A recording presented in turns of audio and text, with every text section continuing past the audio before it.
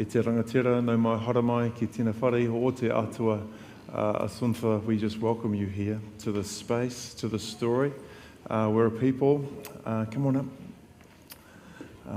We're a people who love Jesus, and this red line here is the Jesus. It's right at the centre of who we are. And to have you come all the way from your work in Afghanistan is very special. I want to invite you to share what's on your heart. We prayed earlier that the Holy Spirit would be upon the stories that you share, and I've already prayed that we would have hearts to receive whatever God has in mind. We'll have some worship afterwards, and we'll go with the flow today. There's an opportunity to, as we always do, because we have this global heart for the poor that is part of God's mission heart for this world. We'll have an opportunity to pray and to support World Vision's work in Afghanistan. An opportunity to give, which are those forms on there on your seat as we lead up to Christmas. But also, we might want to consider our part in God's mission heart for the world. And that I hope, and as we talked earlier, this may inspire numbers of us to spend a chapter of our lives across the great blue ocean, away from New Zealand. So I'm very, very special to have you here, and I ask that the Lord that He would weave your story into ours for these moments. I wanted to read, as a purpose, I've got my phone. I got an email this week, some of the context that Asunfa is coming from, and before I hand over to you to share. Some background if you've just walked in off the street and you don't know what's going on. Asunfa is an Indian woman who's been the National Director of World Vision Afghanistan for 2 years, but was previously in Afghanistan before starting with work with World Vision. For Afghanistan, food insecurity is a major issue for the 10 months to August 2022, 90% of the populace suffered from food insecurity. 6 million people are classed as emergency level insecure and they're on the brink of famine. It's 6 million people. 2 out of 5 children are suffering from either severe or moderate malnutrition. The worst drought in nearly 3 decades has exacerbated water scarcity with reports of many water points drying up. 31% of households report that children are involved in child labour. 8% of those is hazardous. Because of extreme needs in 2022, there's been an increase in children being sold to repay debt. A survey of 8,400 households found that 7% were resorting to early marriage, while 3% had resorted to child selling or organ harvest. World Vision Afghanistan works in Western Afghanistan, Herat, excuse my pronunciation, Baghdad, Faridab and Gore provinces. In the 6 months up to September, World Vision provided 1.4 million children and adults with assistance. Close to 10,000 children were treated for the malnutrition, severe to moderate. 35,000 individuals received assistance with improved water access, and 26,000 children and adults received psychosocial support. How about we just be quiet? and we honour Assunfla with our deepest and spirit-filled attention. Over to you. Bless you. Thank you so much. Good morning, everyone. It's a great pleasure to see you all today. And before I could start my discussion with you, I really want to pay my due respect to the indigenous people on whose land I stand. I respect the land, and I pay respect to the elders, past and the present, and also I pay respect to my parents who are no more with me, but who have been my inspiration and who were behind me for the success that I have today. So with that due respect to everyone and to the land and to the nature, I really want to share with you why am I here today. It has been a long journey for me to travel from Afghanistan. It's more than 20 hours of journey, a long one, a tiresome one during the COVID times. But I have a purpose in meeting you today. Because after August 2021, the world was looking at Afghanistan. Everybody was looking at the plane where our Afghan people were hanging on to the wings. And everybody was saying, what's happening to Afghanistan? The people are running away. But after a month, slowly, selective amnesia started setting in people. And we slowly forgot Afghanistan. Because we have our own priorities. And the Ukraine war started, and Afghanistan slowly disappeared from media and from the hearts and minds of people. That was a moment of total frustration for me, living inside the country and seeing how people are suffering and how children are suffering on the ground. And as an organization dedicated and focused on children, when I was going around, I was trying to control my tears when I saw children dying because of lack of health facilities. Children crying for food, and children shivering in the cold winter because there's no proper heating facility. And that is the frustration that I want to share with you, to tell you the scenes that you have seen last year is not yet over. Yeah, people tried fleeing away from the country, but there are 40 million people inside the country, and more than 20 million today need food assistance. They need safe drinking water. They need medical assistance. They need education, and they need protection. And it's one of the world's biggest crises, because 20 million is not a small number. And when I say 20 million, it's not just a number. And in this 20 million, 10 million are children, the future generation of the country. And today, this 10 million children are becoming sole breadwinners of the family. I know a story of a boy who's just 10 years old, who is taking care of a family of 10 members. He's earning just about $10 a week to take care of 10 members. And all that they have for breakfast, lunch, and dinner is a piece of bread and a glass of tea. This is all that they survive. And when I tell you the child labor is increasing, on the other side, our girl children are getting sold.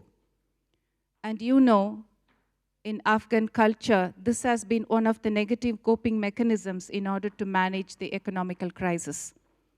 When you don't have food to eat, then you tend to sell one of the girl children so that the other family members can eat something. And girl children of 8 years, 10 years are being sold to a man of 70 or 75 years old in the name of marriage. And imagine the psychological, the physical torture that this girl has to go through. So our children, our Afghan children, the both boys and girls, are losing their future. They are losing their dreams. And this is frustrating. When I looked at children playing so beautifully here, I was just taken back to Afghanistan, where children have no freedom to play. They have to think about food. They have to think about water. And our children need to travel to 5 to 10 kilometers in the rocky path where there are no roads just to find a pot of water for the entire family. That makes me think how blessed we are, how blessed people in New Zealand are, how much God has blessed you, how much He has blessed your children. And I'm sure that blessing is not for anything. It's for a purpose. And you have been blessed. Maybe you need to become a blessing to so many other people who need you. On August 15th, 2021, when the Taliban were taking over, there was a tough decision that I need to make. Whether I have to stay back inside the country or whether I have to move to a safer place so that I am protected. That's the moment that I realized this is not an employment for me.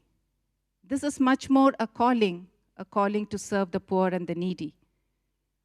And if God wants me to be there to serve them, how can I run away? So I made a strong decision to stay back. And actually, that staying back meant a lot. That staying back showed to the Afghan communities that there are organizations and there are people who will be staying with them in the most crisis moments. They will not only look at the crisis, but they will stand with them to support them. And this is how we were able to make a difference in the past 1 year in the lives of Afghan people, and especially the children. Our efforts towards providing food, water, medical services, nutritional services has helped so many Afghan children to find life. And today I'm standing before you to tell you that it's not the right moment to forget Afghanistan. There are so many crises around the world. Yesterday we were talking about Syria and Lebanon. Then we looked at Afghanistan, and today we are looking at Ukraine. Things keep changing, and every emergency needs attention. But the people of Afghanistan need much more attention. I'll tell you why. It's because I have seen children just picking up bread from the thrown out garbages to fill their stomach. I have seen them just taking water from any pond. Whether it's a drinkable water or not, they don't bother. They just want to see that they can quench their thirst. So they cannot make choices. And yesterday I was telling to someone, because I have money, I can go to a restaurant and make a choice of what I want to eat. But in Afghanistan, you can't make choices. You just need to eat what is offered to you.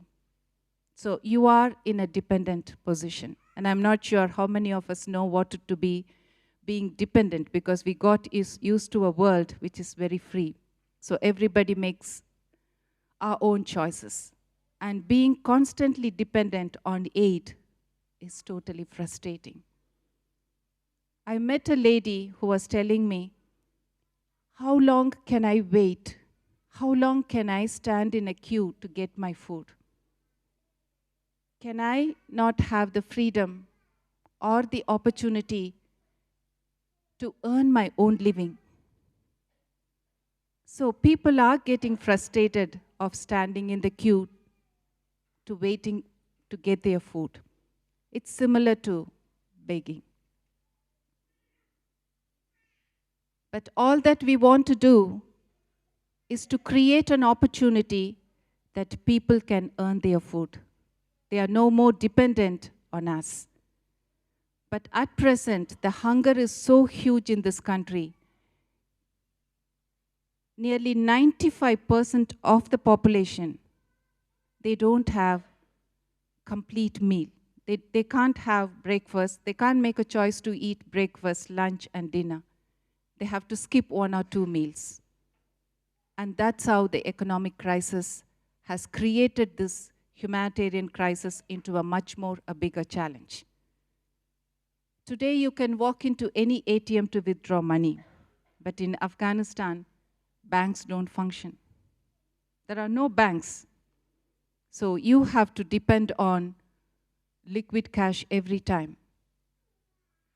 And people are losing their savings, whatever they earned in the past years. When they have to flee away from the country, they have to sell their bank accounts. And today, many family members are selling their organs. We have seen women coming to our hospitals with pus oozing out of their wounds because they were operated to give away 1 kidney or to sell 1 kidney so that the members of the other family members can eat something and they can survive. So I'm not wanting to give you a very gloomy picture of what's happening in Afghanistan, but this is the reality. And as you know, last March, the Taliban announced that girls cannot go to secondary school. So women who have been in the limelight for the past 20 years after the previous Taliban regime, today are caught between the 4 walls of their houses. They can't study, they can't work. So women are slowly disappearing from our society. And these women really contributed a lot to the growth and the development of this country. And today, they are slowly disappearing. And this is an alarming news for the world to know. And I'm talking to a population that has a prime minister who's a woman. So, one side, world is seeing women leadership. On the other side, women are slowly disappearing from the society. These situations are really, really not only frustrating, but also it raises a lot of challenges to see what is the world going to do to the Afghan communities. As I told you, there are people who have been blessed in many ways. And there are people who are deprived in many ways. So where do we strike a balance to see the world becomes a place where more sharing happens? When I was praying about this event, I was thinking, what am I going to share? One thing that came to my mind was, or it was a reflection, came to my mind was, this is an Advent season. We all are waiting for the Lord. But this is also a time for sharing. This is a time to share what you have extra with somebody who has nothing. And last night when I was just thinking of sleeping, I suddenly thought about this beautiful reading, which is reflected in all the 4 Gospels, where Jesus feeds the 5,000 people out of this 5 loaves and the 2 fish. Many times I used to think, this is a big miracle that Jesus was performing. it was just feeding people of 5,000. And it's all men. The 5,000 are men. So there should be much more women and children. So this crowd must have been bigger than the 5,000 numbered in the Bible. But as a humanitarian actor, I was thinking maybe Jesus was just not doing anything of any sort of a miracle. But he was just making sure that as that boy, he brought in whatever he had. So he was just encouraging every member who were just thinking of themselves to bring whatever they had to the table. So that's why this became a huge miracle that he could feed more than 5,000 people. He fed them not because he was bringing food from heaven, but he was bringing food from one another. He was bringing food from the communities. He was bringing food from the individuals present there. And the boy was only a starting point. And today, you can be a starting point for us. You can be that person who can just be generous to show, I am starting with what I have to support a child that's dying in malnutrition in Afghanistan. I can be a starter to see that a child is not becoming a child labor in Afghanistan. I can be a starter to see that a girl child is not sold. And on 15th August, I listened to the voice of God telling me that you have to stay back and I'm going to protect you. And you need not worry about your safety because you are doing my work and I will take care of you. So maybe that was my calling to stay back in that country and to take care of the people. But maybe your calling is completely different. You can be based in New Zealand, but maybe God is just asking you, can you support a child in Afghanistan who may die without your support? And even if one child dies in any country, we have a moral responsibility. Because we are a global community, and God calls each one of us as a family. And I think if we are a family, we cannot just leave one child to die, one woman to die during a pregnancy. Because I have seen premature babies dying in the hospitals and the mothers crying, losing their children. It's all because of malnutrition, not having sufficient food, not having sufficient nutritious food. Saying that, what do I want from you? Of course, your prayers. It's very, very important because we need a lot of strength and energy to work, continue working in Afghanistan, and it's not going to be an easy job. I need your prayers, not only for me, for my team, but for every person in Afghanistan, so that under the most strict regime, they are able to remain safe. They are able to find life and joy. That's highly crucial for us. But at the same time, I always believed prayer goes with sharing. Pray and share is what always Christianity reminded me of. And I feel proud to be a Christian because it's not that we just pray, but we walk the talk. We know what is to be seeing the humanity suffering. And this suffering can be healed, and each of us can become an instrument in making that happen. So I leave it to you to decide for yourself, how are you going to respond today to that calling of being an instrument of God in Afghanistan. I have done my role, and I will continue to do that in spite of all the challenges. But I can do that only if each one of you are with me. Otherwise, it's going to be a tough journey for me. So as my friends and colleagues, I have always told World Vision, it's the toughest journey that we are making. It's the toughest choice we have made as a Christian organization to remain in Afghanistan, which is highly Islamic. Things are tough, but that's where God calls us to be.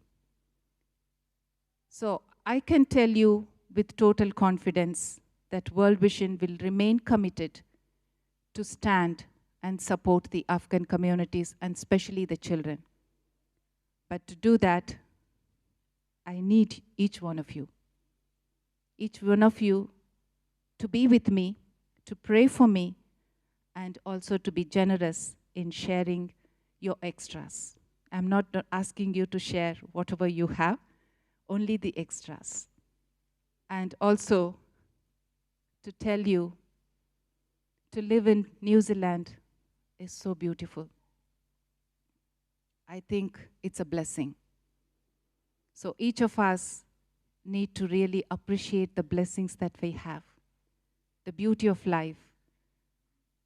And you may not realize how blessed you are unless you land in a country like Afghanistan, where life is a choice, whether to live or to die. Your life is not in your hands. And so, this is to you, to listen to the voice of God, to tell you what He wants you to do today. You know the miseries that I have narrated to you. And what choice are you going to make to support the people of Afghanistan? And once again, I want to tell you, my heart goes out to the people of Ukraine, but at the same time, Ukraine is not Afghanistan. Afghanistan is a country that is totally dependent and a country that constantly looks up to the global community for your support. So stay with Afghanistan, stay with the children of Afghanistan, and don't forget them. Thank you so much.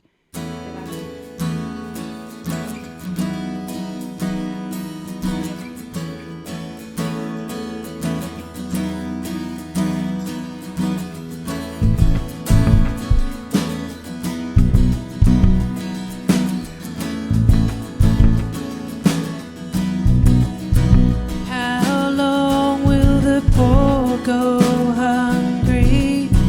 How long will the rich stay